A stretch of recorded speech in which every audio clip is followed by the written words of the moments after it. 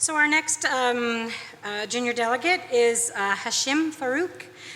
In his final year of computer science at Brandon University, where he has been recognized on the Dean's List and President's Scholars List, a 3-time 4-H Science Fair finalist and winner in 2019.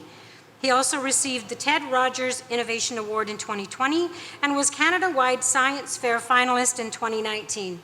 Currently a crop inputs data analyst intern at Cargill. Hashim was previously a data analyst intern at the Canadian Red Cross. Hashim.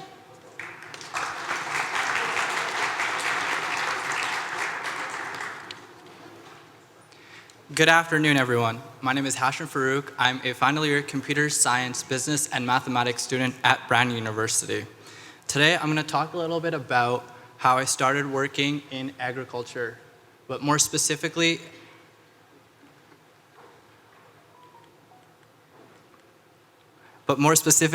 how my education and technology has played a role in my career in agriculture today. So how did 4-H shape me?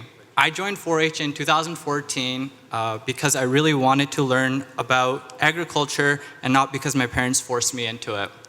I really enjoyed my time in 4-H in 2015. It was really fun. I was part of the cooking club, not because my sister forced me into that, but because I really wanted to learn how to cook.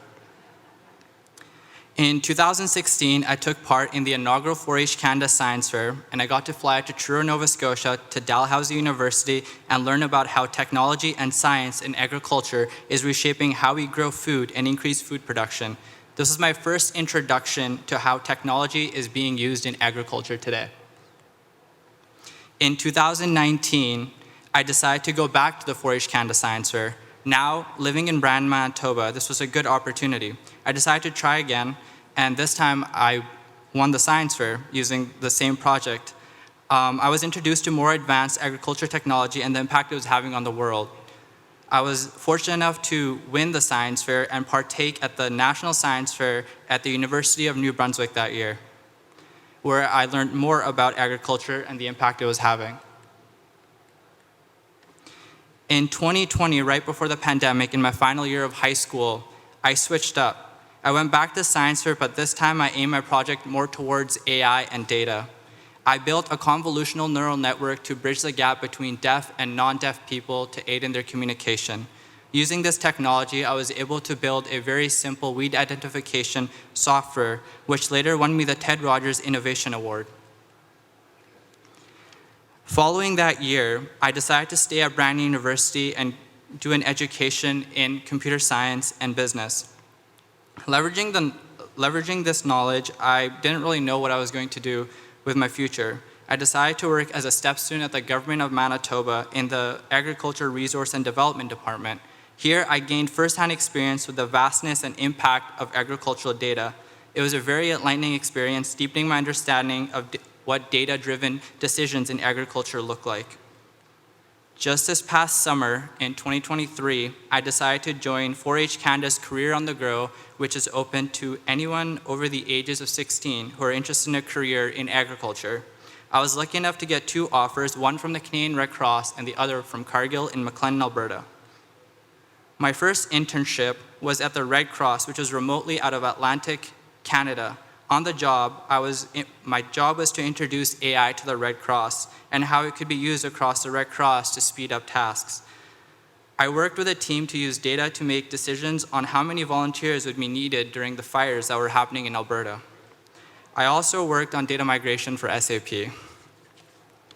For my internship at Cargill, I moved out to the Peace region, Alberta. My job mostly consisted of crop scouting, bug sweeping, setting Bertha traps, weed identification, talking to farmers about chemicals and all that. A very agriculture-heavy job. During my period in Alberta, I learned a lot about agriculture, the business, grain marketing, grain buying, and a lot about data and how the data was being underused.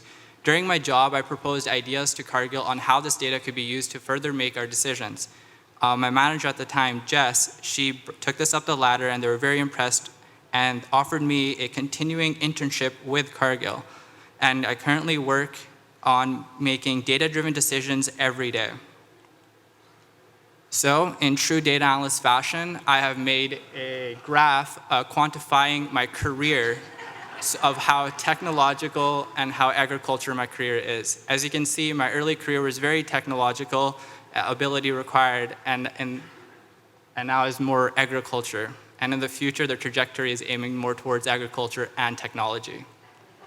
So where do I see the future of the workplace in agriculture? Agriculture has been growing rapidly, and technology is enabling us to make crop production more efficient and effective. We have gone through some major technological milestones in the past 5 decades, from biotechnology to data-driven agriculture and now sustainable technologies. All of these have had an integral part in agriculture. Here's another graph. But as you can see, I took this harvest data off of Manitoba, and as you can see, every decade, the bushels per acre is going up. So this shows that there's an increase. All these technological points have made a pretty big impact on the agriculture industry. As I was looking through the data, I noticed that the accuracy of the data had also increased. So this shows a bigger importance on the data that we collect and the quality of the data that's being collected. So how do you connect with new talent? Through 4-H. 4-H is a really good opportunity for sponsors who are looking to sponsor to foster new talents.